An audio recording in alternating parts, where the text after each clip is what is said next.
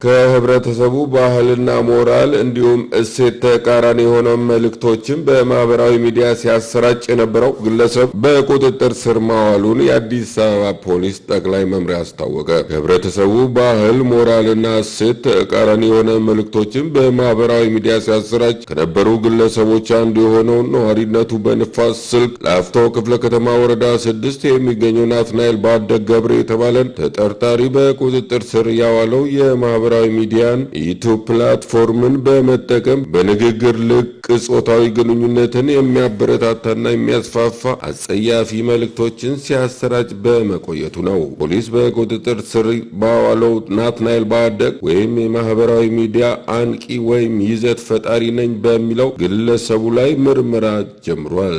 አንዳንድ ኃላፊነት በማይሰማቸው ግለሰቦች በተለያዩ ማህበራዊ ሚዲያዎች ላይ ከህብረተሰቡ ሞራል ባህልና እሴት ባፈነገጠ ሁኔታ አሉታዊ መረጃዎችን እያሰራጩ መሆኑን ያስታወቀው ፖሊስ በማህበረሰቡ በተለይም ታዳጊ በሆኑ ህጻናት ስነ ልቦና ሞራል ላይ ከፍተኛ ጉዳት እያደረሱ መሆኑን ገልጾ በቀጣይም ተመሳሳይ ድርጊት ውስጥ በሚገቡ ግለሰቦች ላይ ተገቢውን ህጋዊ እርምጃ እንደሚወስድም የአዲስ አበባ ፖሊስ ጠቅላይ መምሪያ አሳሰበ።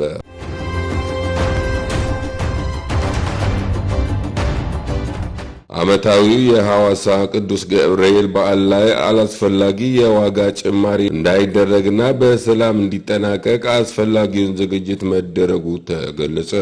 ታህሳስ 19 ቀን 2018 ዓ.ም ለሚከበረው የሐዋሳ ቅዱስ ገብርኤል ዓመታዊ ክብረ በዓል ያለምንም ጸጥታ ችግር እንዲከበር ሰፊ ዝግጅት መደረጉ ተገልጿል። የሐዋሳ ከተማ ፖሊስ አዛዥ ረዳት ኮሚሽነር ግርማ ማቴዎስ እንደተናገሩት ከከተማው ህዝብ የተውጣጣ ግብረ ኃይል ተቋቁሞ ዝግጅት መደረጉንና ይህ በዓመት 2 ጊዜ የሚከበረውን የንግስ በዓል ያለምንም የጸጥታ ችግር እንዲከበር አስፈላጊው ዝግጅት መደረጉን ተናግረዋል። ከተማው ሙሉ በሙሉ በሚባል ደረጃ በካሜራ ቁጥጥር ስር መሆኑንና የከተማ ነዋሪም ሆነ ሁሉም የጸጥታ አካላት በዓሉ በሰላም ተከብሮ እስኪጠናቀቅ በጋራ እየሰሩ መሆኑን ተገልጿል። በዓሉ በሰላም እንዲጠናቀቅ መደበኛ ፖሊስ ከልዩ ኃይል መከላከያና ፌዴራል ፖሊስ አባላት ጋር በቅንጅት መስራት የሚያስችል ኮማንድ ፖስት ተቋቁሞ በከተማዋ የስጋት ቀጠናዎች ተለይተው ጥበቃ እየተደረገ ይገኛል። በበዓል ወቅት ሊያጋጥሙ የሚችሉ የስርቆትና ሌሎችም ወንጀሎች አፋጣኝ ምላሽ መሰጠት እንዲቻል ጊዜያዊ ተንቀሳቃሽ ችሎት ተቋቁሟል። የአገልግሎት ሰጪ ተቋማት ምንም አይነት የዋጋ ጭማሪ እንዳይደረግና